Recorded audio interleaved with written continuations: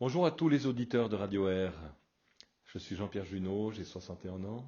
Je suis en ministère franco-suisse dans la région de Valorbe. Et je suis aussi pasteur d'une église pionnier au pied du Jura, en dessus du lac Léman. Est-ce que tu te trouves nul, parfois, faible, impuissant, incapable? Eh bien, ces quelques mots sont pour toi. Le grand apôtre Paul avait aussi des soucis de santé, par exemple. On suppose que c'est de santé. Il nous parle un petit peu de ce problème dans une des lettres qu'il a écrites aux Corinthiens, dans la deuxième lettre qu'il a écrite aux Corinthiens, au chapitre 12, versets 7 à 10. Et ça va être très intéressant. Pour que je ne sois pas enflé d'orgueil, à cause de l'excellence de mes révélations, il m'a été mis une écharpe dans la chair. Donc on pense qu'il a un problème, un souci de santé, mais il y a des pistes, mais on n'a pas exactement la définition. Il appelle ça un ange de Satan pour me souffleter et m'empêcher de m'enorgueillir. 3 fois, j'ai prié le Seigneur de l'éloigner de moi. Et il m'a dit, ma grâce te suffit, car ma puissance s'accomplit dans la faiblesse. Alors Paul en conclut, je me glorifierai donc bien plus volontiers de mes faiblesses, afin que la puissance de Christ repose sur moi. C'est pourquoi je me plais dans les faiblesses, dans les outrages, dans les calamités, dans les persécutions, dans les détresses pour Christ. Car quand je suis faible, c'est alors que je suis fort. La réponse que Dieu fait à Paul semble établir ou définir que sa puissance s'accomplit dans la faiblesse. La puissance de Dieu, ma puissance s'accomplit, dit Dieu, dans la faiblesse. C'est une équation qui va à l'encontre de notre logique. Moi, j'ai l'impression que c'est quand je suis bien, quand j'ai la patate, quand je suis en pleine forme, quand je pète le feu, que je vais casser la baraque pour Dieu. Eh bien non. En tout cas, ce n'est pas la réponse que Dieu donne à Paul. Et donc il y a une piste qui est plus intéressante qu'elle n'en a l'air. Parce qu'on n'est pas plus souvent en pleine forme quand dans des moments difficiles. Par exemple, dans le livre des Juges, dans l'Ancien Testament, au chapitre 7, les versets 2, 4, 7 et 12, il est dit, l'Éternel dit à un de ses juges, un de ses libérateurs, qui s'appelle Gédéon, le peuple que tu as avec toi est trop nombreux pour que je livre tes ennemis entre tes mains. Il pourrait en tirer gloire contre moi et dire, c'est ma main qui m'a délivré. Publie donc ceci aux oreilles du peuple, que celui qui est craintif et qui a peur s'en retourne et s'éloigne de la montagne. 22 000 hommes parmi le peuple s'en retournèrent, et il en resta plus que 10 000.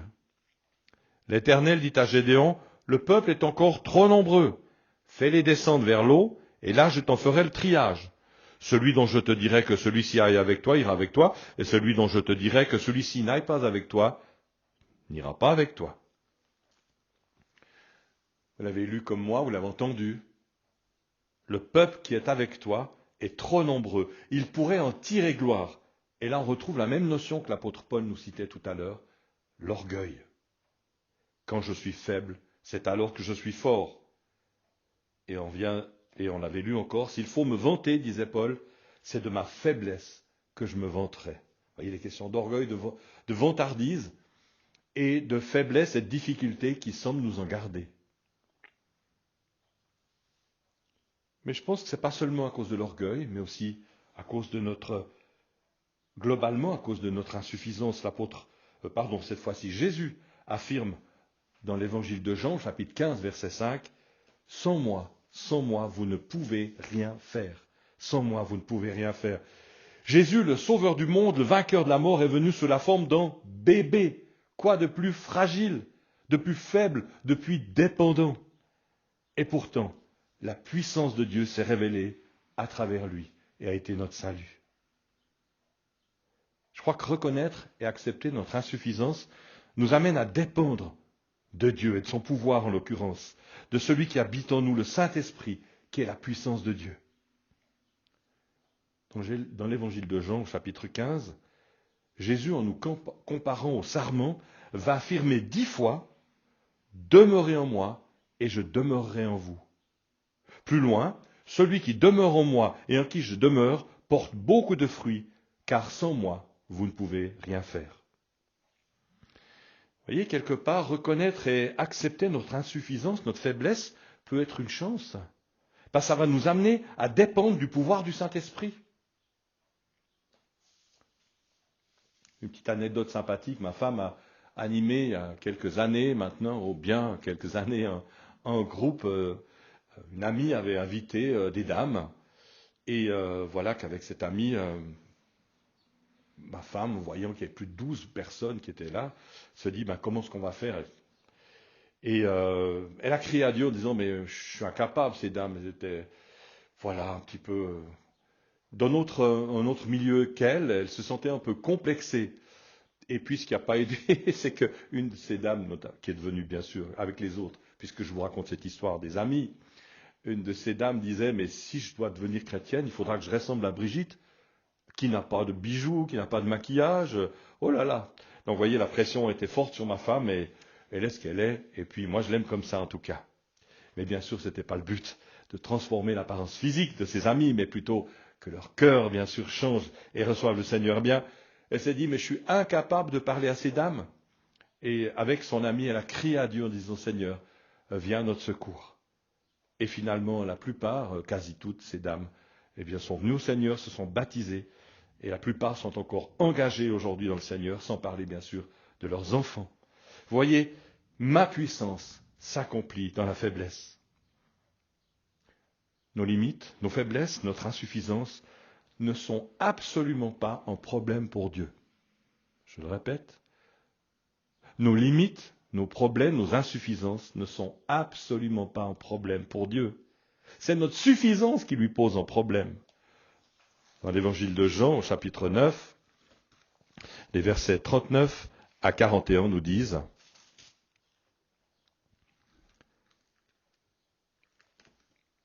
Puis Jésus dit, je suis venu dans ce monde pour un jugement, pour que ceux qui ne voient point voient, et que ceux qui voient deviennent aveugles. Quelques pharisiens qui étaient avec lui, ayant entendu ces paroles, lui dirent, nous aussi, sommes-nous aveugles? Jésus leur répondit, si vous étiez aveugles, vous n'auriez pas de péché, mais maintenant vous dites, nous voyons. C'est pour cela que votre péché subsiste. Et quand on est trop suffisant, quand on est trop sûr d'être arrivé, eh bien, on n'a pas besoin de Dieu, quelque part. Apocalypse chapitre 3, les versets 17. Jésus reprend une église et lui dit, parce que tu dis, je suis riche, pas forcément d'argent, riche en connaissances, que sais-je, parce que tu dis, je suis riche, je me suis enrichi, je n'ai besoin de rien, et parce que tu ne sais pas que tu es malheureux, misérable, pauvre, aveugle et nu. Et là, la suite de l'histoire continue. Voyez, c'est celui qui se sait fragile, incapable, faible, limité, mortel, insuffisant, qui va chercher la dépendance avec Dieu et la puissance du Saint-Esprit. Et devant le constat de quelqu'un qui voit sa faiblesse, Dieu va l'élever. A contrario, notre adversaire, le diable, va l'écraser. Tu es trop nul. Peut-être la personne qui partage ta vie te le fait comprendre. Peut-être tes parents aussi l'avaient manifesté. Ton patron aussi au boulot. Et alors quand tu te regardes dans la glace, tu acceptes ce regard des autres, ou comme Narcisse dans la rivière, et contrairement à lui, tu te dis, je suis vraiment trop nul. Et tu en restes là, pire, tu t'enfonces, et finis par garder les pourceaux, comme l'enfant prodigue. Mais voilà, Dieu n'est absolument pas d'accord. Il refuse ce gâchis. Il est ton créateur. Il refuse que tu te déprécies. Il veut stopper cette spirale qui te tire vers le bas.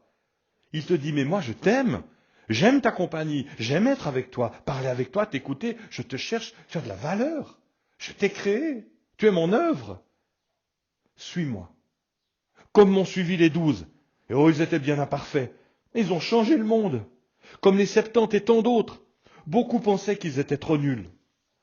Le livre des Actes des Apôtres, chapitre 4, verset 13, nous dit « Lorsqu'ils virent, donc les pharisiens, les ennemis de Jésus, lorsqu'ils virent l'assurance de Pierre et de Jean, les deux apôtres, ils furent étonnés, sachant que c'étaient des hommes du peuple sans instruction.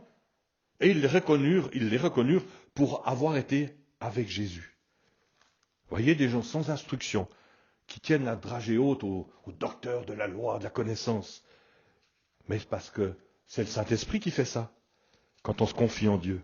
En Corinthiens, chapitre 11, première épître de Paul aux gens de Corinthe, les versets 26 à 30, et l'apôtre Paul dit « Considérez, frères et sœurs, que parmi vous qui avez été appelés, il parle aux gens dans l'Église, il n'y a pas beaucoup de sages selon la chair, ni beaucoup de puissants, ni beaucoup de nobles. Mais Dieu a choisi les choses folles du monde pour confondre les sages. Dieu a choisi les choses faibles du monde pour confondre les fortes. Et Dieu a choisi les choses viles du monde, et celles qu'on méprise, celles qui ne sont point, pour réduire à néant celles qui sont, afin que personne ne se glorifie devant Dieu. Or, c'est par lui que vous êtes en Jésus-Christ, qui, par la volonté de Dieu, a été fait pour nous sagesse, justice, sanctification et rédemption, afin, comme il est écrit, que celui qui se glorifie, qui se vante, se glorifie dans le Seigneur. Et même parmi les riches et les sages, on trouve des exemples avec Zachée, un homme qui était de petite taille, qui devait en souffrir, Nicodème, qui était un homme très instruit, mais qui savait bien au fond de lui-même qu'il lui manquait quelque chose. Ces gens ont reconnu leurs limites et leur nullité à certains égards, et ils ont cherché Jésus, et ont cherché à demeurer avec lui, et ils l'ont trouvé. Maintenant, dit Dieu, on ne va pas se mentir, toi et moi, on sait où tu en es, mais ensemble, on va rebondir. Vous savez, l'apôtre Pierre se trouvait vraiment très nul. Surtout après avoir renié le Christ. Vous vous rendez compte, mettez-vous à sa place. Mais il a écouté Dieu, il a écouté la voix de Jésus, et il s'est relevé. Alors, nous aussi, demeurez en moi, nous disait le Christ. Quand il parlait des sarments, quand on voit en bourgeon en soi, c'est pas terrible, on voit pas bien à quoi ça sert. Et puis, on lui trouve pas beaucoup d'avenir quand on le voit pour lui-même. Mais rattaché à son arbre, rattaché au cep, à son sarment, comme nous à Jésus, et nourri de sa sève de l'arbre, comme nous du Saint-Esprit, eh bien, de lui vont jaillir une vie insoupçonnée, des fruits merveilleux, beaux et savoureux.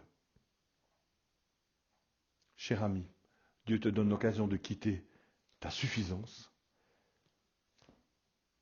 et d'un autre côté, dans ta faiblesse, il te propose sa dépendance. Tu ne sais pas parler? Il paraît que Moïse non plus. Et pourtant, tu n'es pas éloquent, tu as un mauvais français.